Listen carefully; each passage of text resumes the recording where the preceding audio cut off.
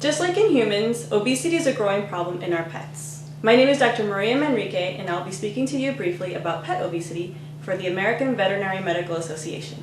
While those extra 5 pounds around your waistline may not mean much to you or your health, an extra 5 pounds around your average dog or cat can pose a lot of health risks. For example, one of the most common diseases associated with obesity is diabetes. Diabetes by itself is a very difficult disease to treat. It requires a lot of compliance by part of the owner, and it can also be very expensive, so it can be cost prohibitive to the owner. Cardiovascular disease, respiratory disease, and hypertension, all of which are detrimental to your pet's health, are also directly linked to obesity. And just like in humans, extra weight on a pet can add pressure to joints and thus lead to orthopedic problem development as well as joint pain. And unfortunately, dogs and cats who are considered obese on the average do not live as long as their leaner counterparts. The AVMA recommends that your pet be seen by your veterinarian at least once every 6 months. And this physical exam will allow us to assess whether there's been any changes with regard to your pet's weight between the last exam and today's exam.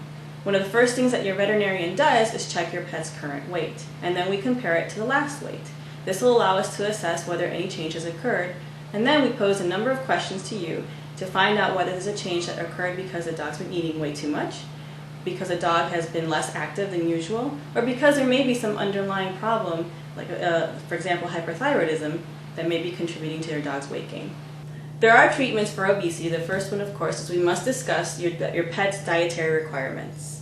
When you come in for your consultation with your veterinarian, the first things we ask you are what your dog or cat eats, and as well as how many treats it gets per day, because that all together gives us information and so that we can essentially formulate a diet plan for your pet. So I have to know whether your dog or cat gets dry food, if it gets moist food, and how often it gets treats and table scraps. When I get that information, then I formulate a plan where I calculate how many calories a dog or cat needs based on its lifestyle and its age. Exercise is beneficial to promote your pet's weight loss. However, it's also important to remember that your pet's exercise program should be tailored to fit and meet your pet's exercise abilities.